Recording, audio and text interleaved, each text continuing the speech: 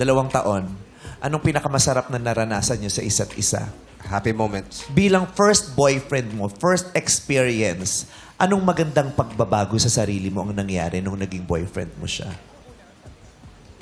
Mas naging open ako sa self ko that time. Ano ibig sabihin? Like, kasi important na ibigay ko also sa kanya yung binibigay niya sa akin, like understanding, or if ever may mga problems kami together, I have to be open with him. Kasi siya, he always talks to me. Ako palagi kong kinikimkim lahat. I'd rather not to talk I'd rather be silent than like talking to him that time. Tapos, mas na-feel ko sa self ko na kasi takot ako before mag-give ng love na like love talaga. Kaya nagdalawang isip ako na kaya ko na ba talaga this time to enter a relationship or hindi pa. Kasi takot ako. Alam ko, nandun yung part na masasaktan ako. Alam ko yun. Pero parang inisip ko na baka hindi pa ako ready for that also. So, yeah, It was a liberating experience. Binuksan ng puso. Yes. Made yourself vulnerable. yeah. Binuksan yung dibdib at kinuhang lamang loob. Nilaman. Tapos nagluto sila ng botis. Liberating. Maraming lumaya sa kanya. Mas malaya siyang magsalita, makaramdam, makaranas, yung ganon. Ikaw naman. Ako po, mag-i-English ako dito. Sige. Para mas ma-feel.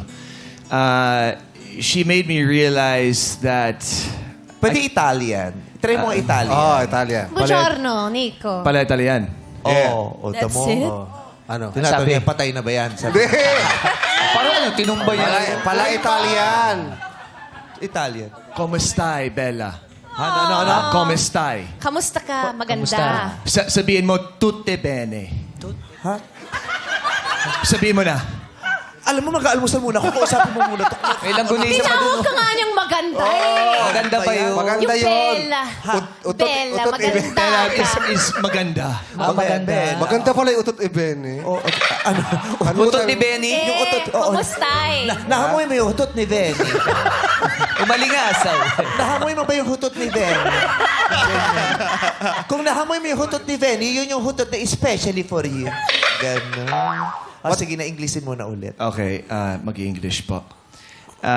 Christine made me realize that I can be a good man.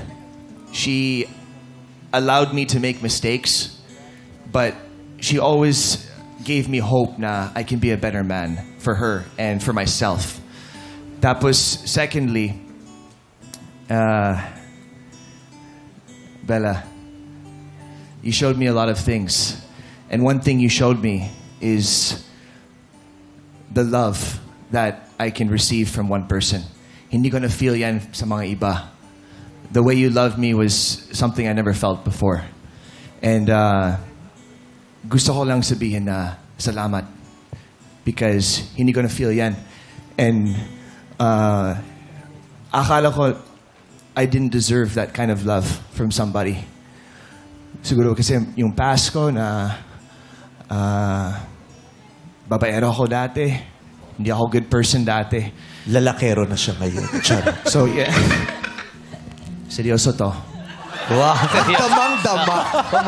Seryoso. Damang-dama. Eh, naniniwala kami. Acting na acting. Seryoso to. We believe, Nasa we emotion na to. believe. Nasa emotion na.